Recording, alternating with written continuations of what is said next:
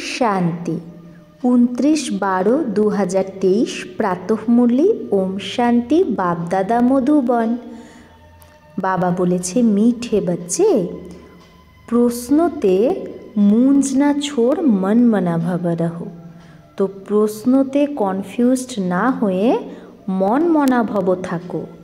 बाबा और वर्षा के याद करो, पवित्र हओ और पवित्र बानाओ। प्रश्न शिव बाबा तुम्हादेर बाच्चादेर द्वारा निजेर पूजा कराय ना, कराते पारे ना केन? तो शिव बाबा आमादेर बाच्चादेर द्वारा निजेर पूजा कराते पारे ना, कारण कि? उत्तर बाबा बोले आमी तुम्हादेर बाच्चादेर मोस्ट ओबिडियेंट सार्भेंट। तोमरा बाच्चारा आमार मालिक, आमी तो तुम्हादेर बाच्चादेर नमस्ते करी। बाबा हलो निरहंकारी, बाच्चादेरो बाप समान होते हबे। आमी तुम्हादेर बाच्चादेरके निजेर पूजा की करे कराबो? तो बाबा बोलছে आमी तो तुम्हादेर नमस्ते करी, तो आमी तुम्हादेर बाच्चादेर द्वारा की करे निजेर पूजा कराबो? आमार तो पाओ नेই যাকে তুমি ধোবে। তোমাদের তো খুদাই খিদমতগার হয়ে বিশ্বের সেবা করতে হবে। তো এখানে আমাদের বাবার মদতগার হয়ে বিশ্বের সেবা করতে হবে। গীত নির্বল সে লড়াই বলবান কি। ওম শান্তি। নিরাকার শিব ভগবানুবাজ, শিব বাবা নিরাকার। আর আত্মারা যারা শিব বাবা বলছে তারাও আসলে নিরাকারী। নিরাকারী দুনিয়ায় সবাই থাকে। এখানে পাট বাজানোর জন্য সাকার হয়েছি। এখন আমাদের সবার তো পা আছে, শ্রীকৃষ্ণেরও পা আছে, পায়ে তো পুজো করে না। শিব বাবা বলে আমি তো হলাম ওবিডিয়েন্ট, আমার পাও নেই যে তোমাদের দ্বারা আমি পা ধোয়াবো বা পূজা করাবো। সন্ন্যাসীরা পা ধোয়ায় না, গৃহস্থীরা গিয়ে তাদের পা ধোয়। কিন্তু पैर तो मनुष्य के है, पा तो মানুষের থাকে। শিব বাবার পাই নেই, যেটাকে তোমাদের পুজো করার দরকার। পাই নেই তো তোমরা কার পূজা করবে? এটা হলো পুজোর সামগ্রী। এই যে পায়ে পা ধোয়া এগুলো সব পুজোর সামগ্রী। বাবা বলে আমি তো জ্ঞানের সাগর, আমি আমাদের নিজের বাচ্চাদের দ্বারা কি করে পা ধোয়াই? বাবা তো বলে বন্দে মাতরম। মাতাদের তাহলে কি বলা উচিত? হ্যাঁ, দাঁড়িয়ে বলবে শিব বাবা নমস্তে। তো বাবা যখন বলে বন্দে মাতরম তখন আমাদেরও বলা উচিত শিব বাবা নমস্তে। যেরকম সালাম মালেকম বলে না, তো সো भी बाप को पहले नमस्ते करना पड़ता है। প্রথমে বাবাকেই নমস্তে করতে হয়। বলে আই অ্যাম মোস্ট ওবিডিয়েন্ট, বেহদের সার্ভেন্ট। নিরাকার আর নিরহংকারী কত বাবা, পূজার তো কোনো ব্যাপারই নেই। মোস্ট বিলাভেড চিলড্রেন, যারা মিল্কিয়াতের মালিক হয়, উনসে कैसे পূজা कराएंगे? বাবা বলছে আমার সব থেকে প্রিয় বাচ্চারা যারা সম্পত্তির মালিক হয় তাদের দ্বারা আমি কি করে পূজা করাই? হ্যাঁ, ছোট বাচ্চা বাবার পায়ে পড়ে কারণ বাবা বড়, কিন্তু বাস্তবে তো বাবা বাচ্চার সার্ভেন্টই হয়। যে কোনো বাবাই বাচ্চার সার্ভেন্টই হয়। জানে যে বাচ্চাদের মায়া খুব তং করে। এখানে বাবা জানে আমাদেরকে মায়া খুব বিরক্ত করে। অনেক কড়া পার্ট, অনেক অপার দুঃখ এখনও আসবে। এই সারা বেহদের কথা, তবেই তো বেহদের বাবা আসে। বাবা বলে দাতা আমি একজনই, অন্য কাউকেও দাতা বলা যায় না, কাউকেই অন্যকে দাতা বলা যায় না, কারণ দাতা একজনই। বাবার কাছেই সবাই চায়, সাধুরাও মুক্তি চায়। ভারতের গৃহস্থীরা ভগবানের থেকে জীবন মুক্তি চায়। তো দাতা একজনই হলো। গাওয়াও হয় সবার সদ্গতি দাতা একজন। সাধুরা যখন নিজেরাই সাধনা করে তো অন্যকে তাহলে গতি সদ্গতি কি করে দিতে পারবে? মুক্তিধাম আর জীবন মুক্তিধাম দুটোরই প্রোপ্রাইটার এক বাবাই, মানে দুটোরই মালিক এক বাবাই।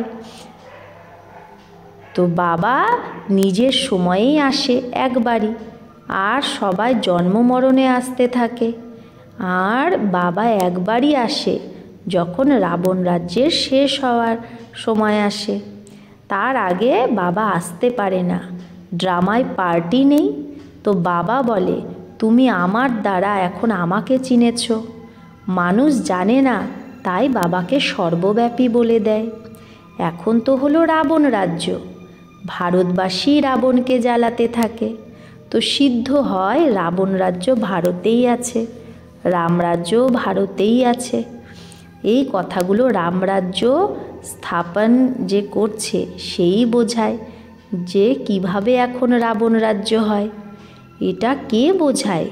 নিরাকার শিব ভগবানুবাজ। আত্মাকে শিব বলা হয় না, আত্মারা তো সব শালিগ্রাম, শিব একজনকেই বলা হয়। শালিগ্রাম তো অনেক হয়। এটা হলো রুদ্র জ্ঞান যজ্ঞ। ব্রাহ্মণরা যে যজ্ঞ রচনা করে তাতে একটা বড় শিবলিঙ্গ আর ছোট ছোট অনেক শালিগ্রাম বানিয়ে পুজো করে। দেবী আদিদের পূজা তো বছরে বছরে হয়। এটা তো আর এখানে তো রোজ মাটির বানায় এই শিবলিঙ্গ আর পূজা করে।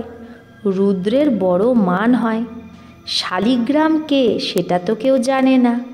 তোমরা শিব শক্তি সেনা পতিতকে পাবন বানাও। শিবের পূজা তো হয়, শালিগ্রাম কোথায় যাবে? তো অনেক মানুষ রুদ্র যজ্ঞ রচনা করে শালিগ্রামের পূজা করে। তো শিব বাবার সাথে বাচ্চারাও তো মেহনত করেছে, তাহলে শালিগ্রামকে আমরা বাচ্চারা যারা এখন বাবার কাজে মদত করছি তাদেরই শালিগ্রাম রূপে শিবের সাথে পুজো হয়। শিব বাবার মদতগার আমরা, তাদের কি বলা হয়? খুদাই খিদমতগার। निराकार खुद भी जरूर कोई शरीर में आएगा ना। তো বাবা তো নিরাকার, কিন্তু সেও তো নিশ্চয়ই কোনো শরীরেই আসবে না। স্বর্গে তো সেবা করার দরকার নেই। শিব বাবা বলে, দেখো এরা আমার সেবাধারী বাচ্চা, খিদমতগার বাচ্চা, মদতগার বাচ্চা। নাম্বারবার তো না সবাই, সবার পূজা তো कर ना सके। ये यज्ञ भी भारत में ही होती है। এই যজ্ঞ ভারতেই হয়। এই রহস্য বাবাই বোঝায়। वो ब्राह्मण लोग বা শেঠ লোক थोड़े ही जानते हैं। ওই ব্রাহ্মণ বা শেঠরা কি জানে এগুলো? বাস্তবে এটা হলো রুদ্র জ্ঞান যজ্ঞ। বাচ্চারা পবিত্র হয়ে ভারতকে স্বর্গ বানায়। এটা বড় হসপিটাল যেখানে যোগ দ্বারা আমরা এভার হেলদি হই। বাবা বলে, আমাকে স্মরণ করো।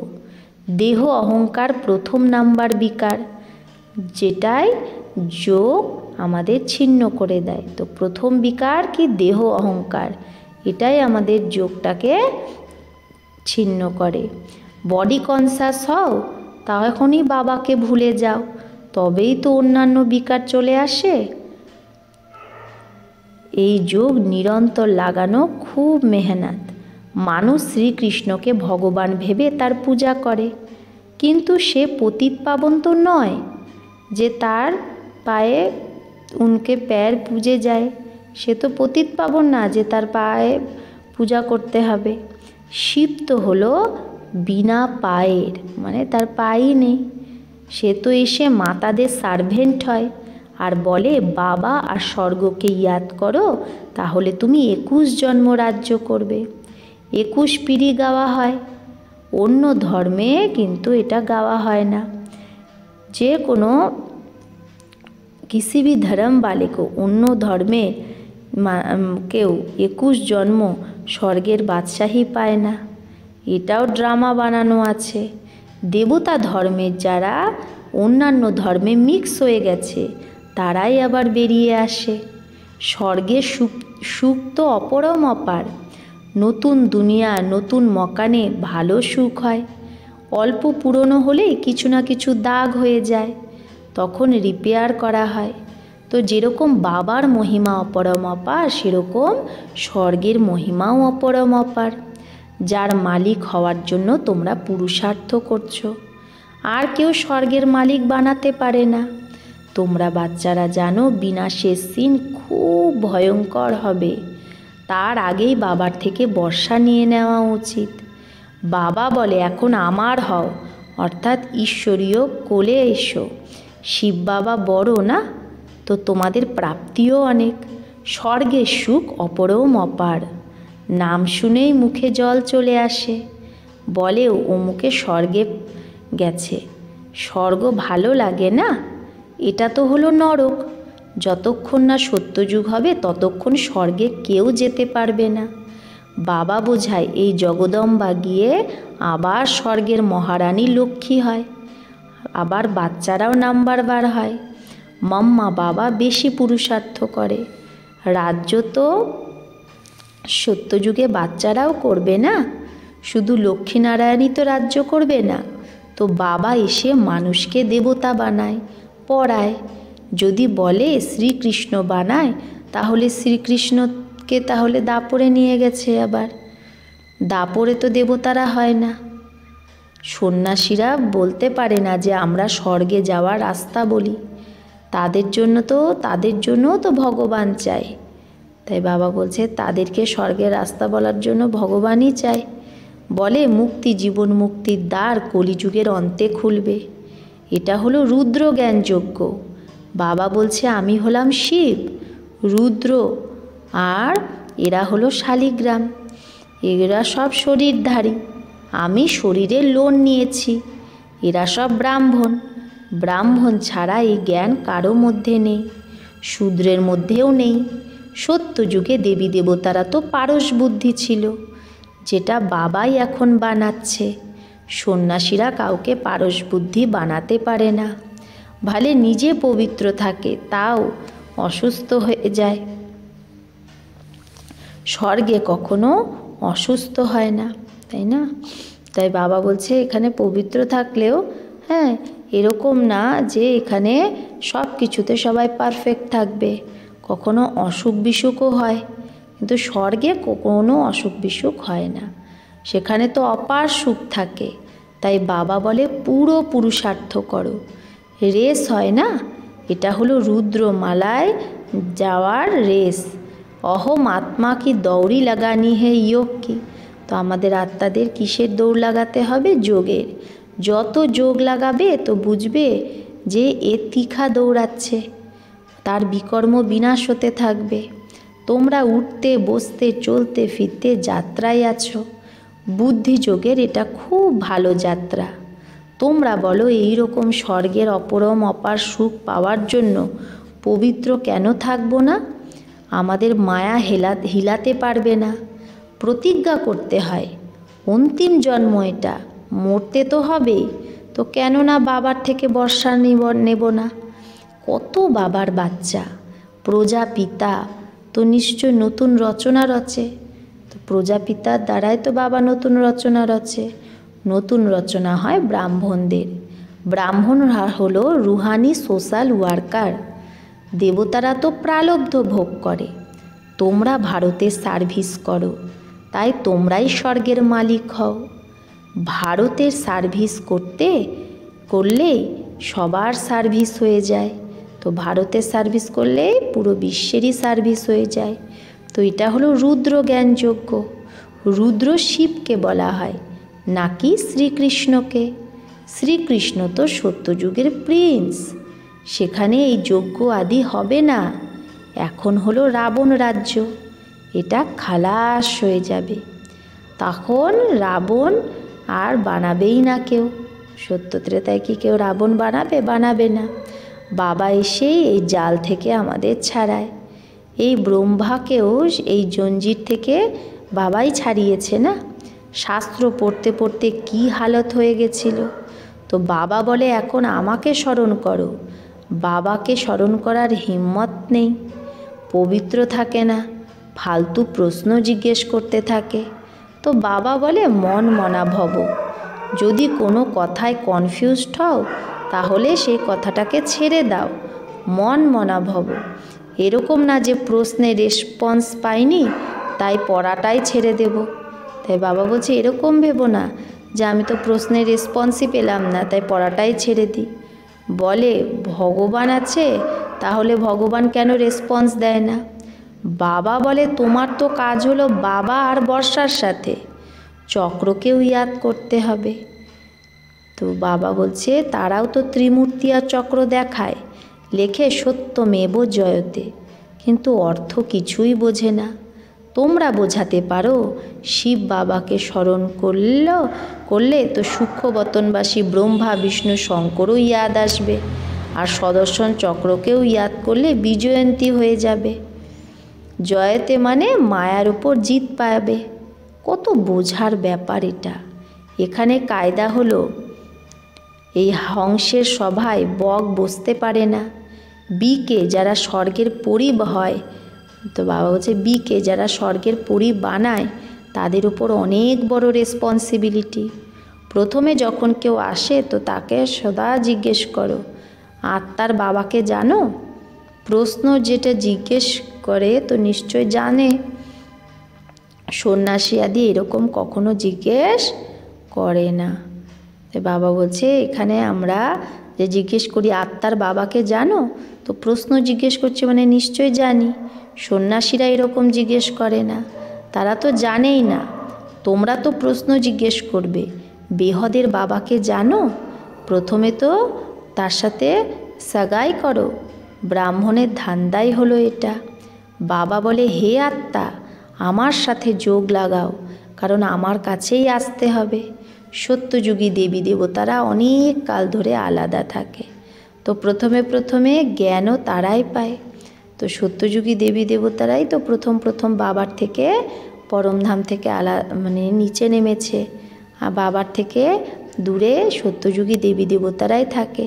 তাই প্রথম তারাই এই জ্ঞানটা পায়। লক্ষ্মীনারায়ণ 84 জন্ম পুরো করেছে, তো তাদেরই প্রথমে জ্ঞানটা পাওয়া উচিত। মানুষ সৃষ্টির যে ঝাড়, তার পিতা হলো ব্রহ্মা, আর আত্মার পিতা হলো শিব। তো বাবা আর দাদা হলো না, তোমরা হলে তার নাতি, তার থেকেই তোমরা জ্ঞান পাও। বাবা বলে আমি যখন নরকে আসি তবেই তো স্বর্গ রচনা করি। শিব ভগবানও বাজ, লক্ষ্মীনারায়ণ ত্রিকালদর্শী নয়, তারা এই রচনার জ্ঞান জানেই না, তাদের কাছে জ্ঞান নেই। তো পরম্পরা কি করে চলবে? কেউ ভাবে যে এরা তো শুধু একটাই কথা বলে, মৃত্যু এলো কি এলো, কিন্তু হয় কিছুই না। এর ওপর একটা গল্পও আছে, যে রাখাল বলেছে বাঘ আসলো, বাঘ এসেছে, কিন্তু বাঘ আসেইনি। কিন্তু লাস্টে আলটিমেটলি একদিন শের আ গয়া, সত্যিকারেরই বাঘ চলে এসেছিল আর সব ছাগল খেয়ে নিয়েছিল। এই কথাটা এখনকারই, একদিন কাল খেয়ে নেবে, তখন কি করবে? ভগবানের কত ভারী যজ্ঞ এটা, পরমাত্মা ছাড়া এত বড় যজ্ঞ কেউ রচতে পারে না। ব্রহ্মাবংশী ব্রাহ্মণ বলে যদি পবিত্র না হও তো মরলে। তা বলছে নিজেকে ব্রহ্মাবংশী ব্রাহ্মণ বলে যদি পবিত্র না থাকো তাহলে গেলে। শিব বাবার থেকে কাছে প্রতিজ্ঞা করা উচিত, মিঠা বাবা স্বর্গের মালিক বানাও তুমি, আমি তো তোমারই, অন্ত পর্যন্ত আমি তোমার হয়েই থাকব। এই রকম বাবাকে অথবা সাজানকে যদি ফারকাতি দাও মানে হাত ছেড়ে দাও, তাহলে মহারাজা মহারানী হতে পারবে না। अच्छा, मीठे मीठे सिकिलधे बच्चों प्रति माता पिता बाप दादा का याद प्यार और गुड मॉर्निंग। रूहानी बाप की रूहानी बच्चों को नमस्ते। हम रूहानी बच्चों की रूहानी माता पिता बाप दादा को याद प्यार गुड मॉर्निंग और नमस्ते नमस्ते नमस्ते। शुक्रिया बाबा, आपको लाख लाख शुक्रिया। धारणार जोन्नो मुख्य सार एक, সত্যিকারের খুদাই খিদমতগার হয়ে ভারতকে স্বর্গ বানানোতে বাবাকে পবিত্রতার মদত করতে হবে, রুহানি সোশ্যাল ওয়ার্কার হতে হবে। 2, কোনো প্রকারের প্রশ্নে কনফিউজড হয়ে পড়া ছাড়লে চলবে না। কোনো প্রকারের প্রশ্ন এসে সেটাতে মন খারাপ করে পড়া ছাড়লে চলবে না। প্রশ্নকে ছেড়ে বাবা আর বর্ষাকে ইয়াদ করতে হবে। বরদান। হদ থেকে পারে গিয়ে সবাইকে নিজের পন কি মেহসুসতা করানে वाले। তো বাবা বলছে হদ থেকে পার হয়ে সবাইকে আপনত্ব যে অনুভব করায় সেই অনুভবী মূরত ভব। বাবা বলে যেরকম প্রত্যেকের মন থেকে এটাই বেরোয় যে মেরা বাবা, এই রকম কখনো কারো মন থেকে বেরোয় না যে ये मेरा है, बेहद का भाई है या बहन है, দিদি হে দাদি হে। তো বাবা সেই জন্য বলছে যে যেরকম আমাদের মন থেকে বেরোয় সবার মন থেকে যে মেরা বাবা, এরকম সবার মন থেকে যেন এটাই বেরোয় কি যে এ আমার বেহদের ভাই বা বোন, দিদি, দাদা, দাদি, তাই না? আমাদের দেখে যেন সবার আপনত্ব মনে হয় যে আমাদেরই ভাই বোন, দিদি, দাদি, এই রকম। যেখানেই থাকো কিন্তু বেহদ সেবার নিমিত্ত হও। হদ থেকে পারে গিয়ে বেহদের ভাবনা, বেহদের শ্রেষ্ঠ কামনা রাখা, এটাই হলো ফলো ফাদার করা। এখন তার প্র্যাকটিক্যাল অনুভব করো আর করাও। তো হদে যে আমি এর দিদি, এর ভাই, এরকম না, আমি পুরো বিশ্বের দিদি, পুরো বিশ্বের ভাই, পুরো বিশ্বের বোন।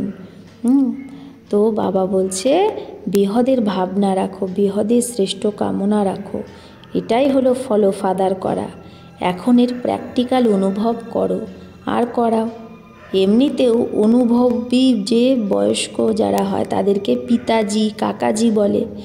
এই রকম বেহদের অনুভবী, অর্থাৎ সবাই যেন তোমার মধ্যে আপনাপনের অনুভব করে, নিজের অনুভব করে। স্লোগান, উপরাম স্থিতি দ্বারা উঠতি কলার তে উঠতে থাকো। বাবা বলছে উপরাম স্থিতির দ্বারা উঠতি কলায় উঠতে থাকো, তো কর্মরূপী ডালির বন্ধনে ফাঁসবে না। তো কর্মরূপী ডালিটা একটা বন্ধন, এই বন্ধনে কখন আমরা ফাঁসবো না? যখন উপরাম স্থিতির দ্বারা উঠতি কলায় উঠতে থাকবো। আচ্ছা, ওম শান্তি।